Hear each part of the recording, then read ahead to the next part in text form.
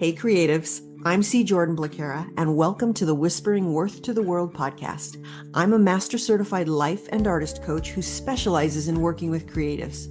This is where I share what I would tell my younger self if I could, what I've learned about the art of being human, about our inherent divine equality, and how it all relates to navigating our creative expression in the world.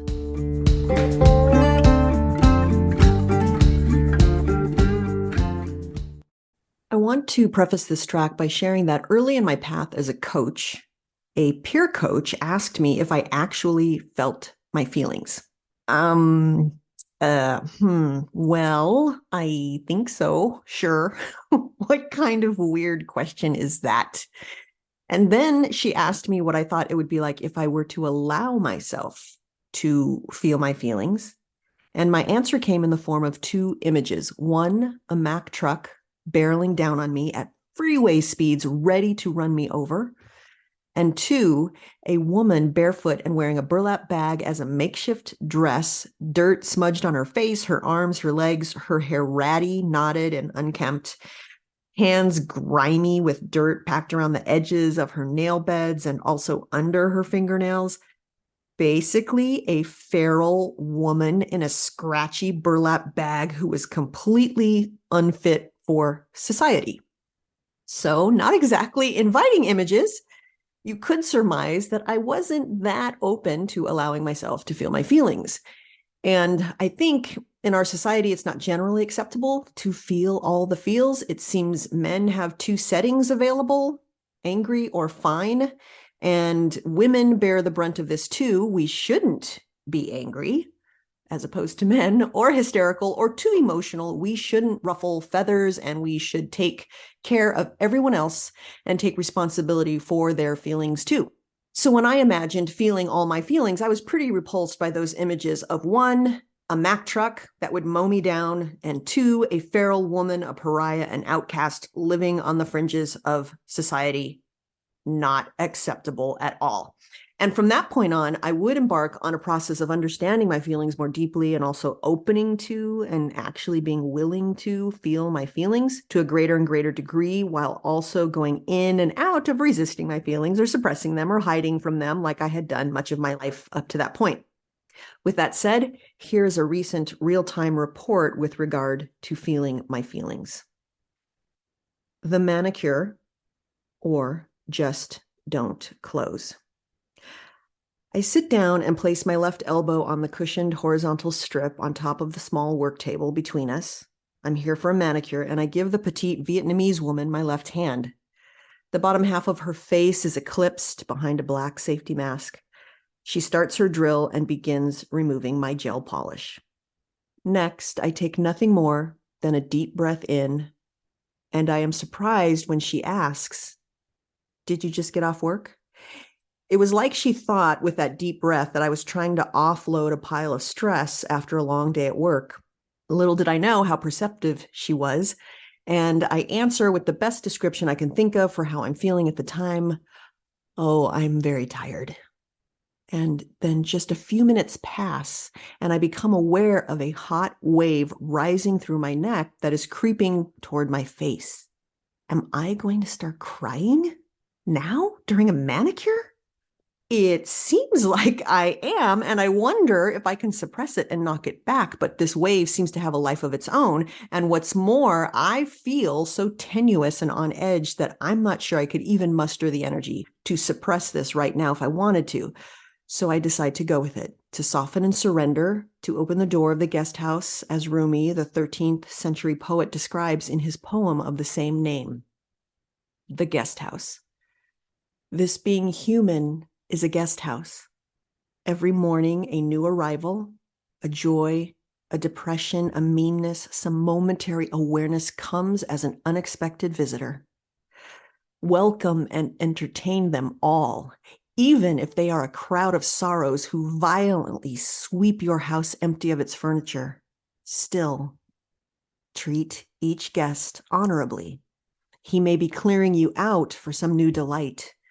The dark thought, the shame, the malice. Meet them at the door laughing and invite them in. Be grateful for whatever comes, because each has been sent as a guide from beyond. So here I am getting a manicure, and I open the guest house door to my heart and invite this, whatever this is, in. I want to understand what is going on with me, so I get curious. What are you feeling? I ask myself. The answer that arises is overwhelm. That feels about right. Yes, life in general does feel overwhelming right now. I feel a heightened, intense vibrational field tight around my shoulders, surrounding my upper torso and head. I am not used to these feelings, and it's been building and hanging around for a few days, and it keeps sustaining itself like it has an internal life force of its own. Within minutes of that wave starting, silent tears begin to fall. Seriously? In public? During a manicure? In Star Wars, there is a scene where Luke, Leia, and Han Solo are in a huge trash compactor with metal walls that begin closing in on them. This is what it feels like. But my walls are invisible, overpowering, intense energy fields on the left and right side of my body, barely held open to just the width of my shoulders. I am fixed right there between these two powerful walls of vibrating energy, intense, overbearing, tightly pinned in by these two forces. 3 words filter up from my unconscious. Just don't close.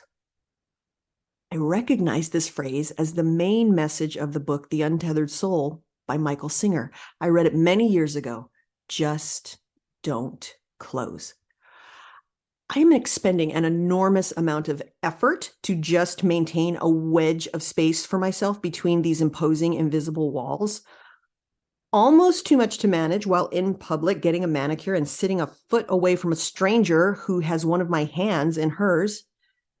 It feels like one lapse in attention and focus, and it would be so easy to just let these walls obliterate me. Michael Singer writes, "You know exactly how to close your heart and put up a psychological protective shield. You know exactly how to close down the centers to avoid being too receptive and sensitive to the different energies coming in and causing fear." And he is right. I am tempted to collapse and just let the walls swallow me whole, but there is that phrase again inside my mind, just don't close. I think of the woman across from me, one of my hands in hers. What must she be thinking? I tell myself that I don't have to explain myself. I don't have to be embarrassed. I don't have to apologize for this experience I'm having. Just don't close. Feel the overwhelm, the enormity, the intensity of the vibrations. It's okay. Just don't close.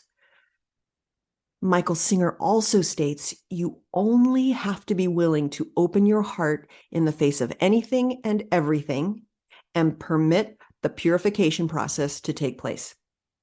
That's all. Just open your heart in the face of anything and everything, no matter where you are, even if it's a nail salon. I raise the fingertips of my right hand to my forehead, my right thumb on my right cheekbone. I am leaning into my hand, which is tented and blocking my face from the woman across from me who's working on my nails.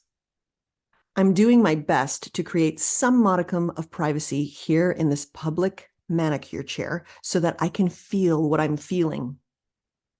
I think I should leave this woman a big tip. She sure didn't know what she was getting into when I got assigned to her schedule today. Maybe this is more than a manicurist ought to have to handle. And it is then that I hear her small, quiet voice. "Ma'am?" Oh God, no, please, just let me be here in silence, getting through this the best I can. Just ignore me. Focus on the nails. "Ma'am, are you all right?" A simple question. What a relief. I nod my head twice, hoping it will send her attention away as quickly as possible. She is silent, thank goodness.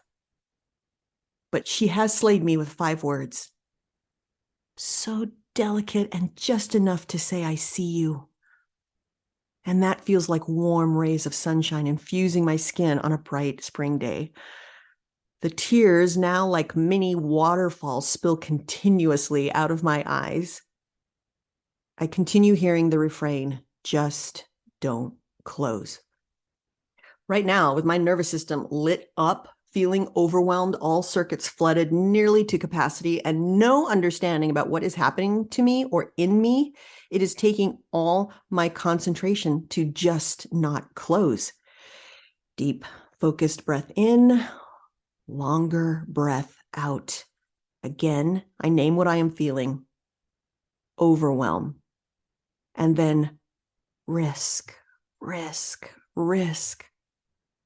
Yes, so much in my life right now feels like risk. Uncertainty. So much uncertainty, and uncertainty is the epitome of risk to the brain. Deep breath in, longer breath out. I finally speak. Do you have a tissue? She immediately gets up and heads to the back of the salon.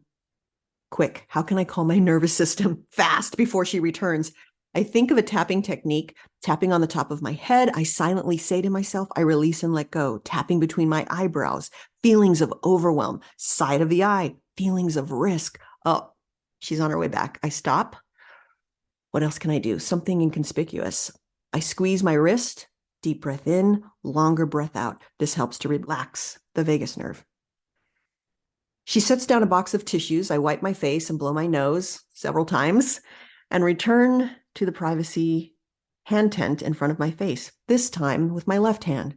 As she alternates which hand she's working on, the face tent changes hands as well. The intense invisible walls are still at my shoulders, overwhelm, risk, uncertainty, with no apparent specific cause or source, crying in public, just don't close. I repeat inside, just don't close. And after about 35 minutes of withstanding this vibrational tsunami and purposefully not closing in the face of it, as mysteriously as it arrived, this, whatever this is, abates. The intensity drains down my face, down through my neck, and miraculously dissipates before reaching the bottom of my torso. I lower the hand tent from my face and place my hand in my lap, and I can finally sit up straight when something captures my attention. I ask about the bracelet on the manicurist's tiny wrist. She tells me her family in Vietnam gave it to her and asked her to wear it, and she does always, even while showering, and all her family members in Vietnam wear one too. She never takes it off. From this point forward, I can never unknow that she is the one who asked me, "Ma'am, are you okay?" I can never unknow that she brought me that box of tissue. I can never unknow what that bracelet wrapped on her wrist into several loops means to her. I can't unknow that she gracefully held the space for me, a crying client going through who knows what in the chair across from her. I can't imagine her being a stranger ever again, so I ask her what her name is. And of course, the answer is Sun. I've been sitting in the warm glow of a petite Vietnamese sun, and I have made it through a passage of powerfully uncomfortable vibrations, not knowing how long they would last, withstanding them all, overwhelm, risk, risk, risk, enduring the uncertainty and just not closing. I have met this moment that was more intense than most, longer in duration than many, acting as a shepherd for myself, a witness to myself as I walked through this fire. Perhaps this is an example of the purification process Michael Singer refers to in The Untethered Soul. He writes, when a blockage gets hit, it's a good thing. It's time to open up internally and release the blocked energy. If you let go and permit the purification process to take place inside, that blocked energy will be released. And it feels like I have somehow been recalibrated to a new way of being in the world, maybe. Has the experience I've just gone through made it possible for me to be more open in this world? Is it possible to be in the world and just not close? Is it possible to go through life and just not close? Could I withstand moving forward in the world in this new way and just not close? Years ago, when I read The Untethered Soul for the first time, the idea of just not closing was far-fetched, almost out of reach, a mystical idea for the highly evolved. And if I'm being honest, just not closing was a seemingly dangerous proposition in this world we live in. And Singer addresses this. If you let go of your facade and don't try to trade it in for a new one, your thoughts and emotions will become unanchored and begin passing through you. It will be a very scary experience. You will feel panic deep inside, and you will be unable to get your bearings. So when I get home, I retrieve The Untethered Soul from my bookshelf and I reread it over the next several days. And Michael Singer likens not closing one's heart to not smoking. How do you stop smoking? You just don't pick up a cigarette and smoke ever again. How do you not close your heart center? You just don't close ever again. That's how. Just don't close. He elaborates, as you pass through the state of turmoil, the consciousness itself is your only repose. You will be aware that tremendous changes are taking place. You see that your emotions and your mind are reacting to these moments that are coming through, and you're doing nothing to stop it. You're doing nothing to control it. You're just letting life unfold both outside and inside of you. If you take this journey, you will get to the state in which you see exactly how the unfolding moments bring up a sense of fear. From this place of clarity, you will be able to experience the powerful tendency to protect yourself. But if you really want a breakthrough, you have to be willing to just watch the fear without protecting yourself from it. And right there, Michael Singer has succinctly explained my manicure experience to me. In the nail salon, I felt so unmoored and so unanchored, and my nervous system was amped up. I was acutely aware of a desire to protect myself by just collapsing and being swallowed by those two imposing walls of energy.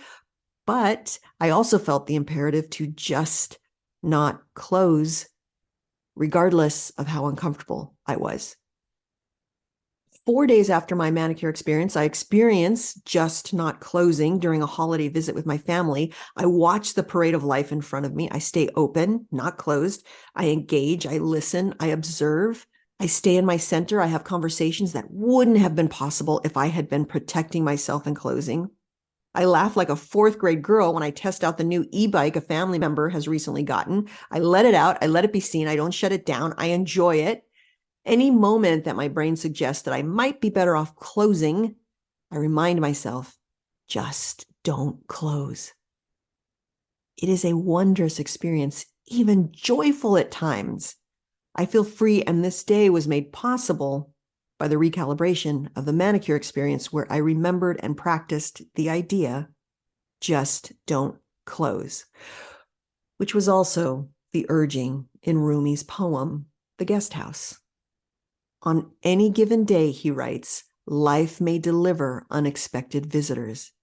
And sometimes those visitors arrive in a nail salon while you are getting a manicure. Can I welcome and entertain them all, these unexpected visitors, wherever and whenever they arrive, by opening the door to my heart and inviting them in? Hey creatives, want to learn more? Go to www.createanyway.today/about.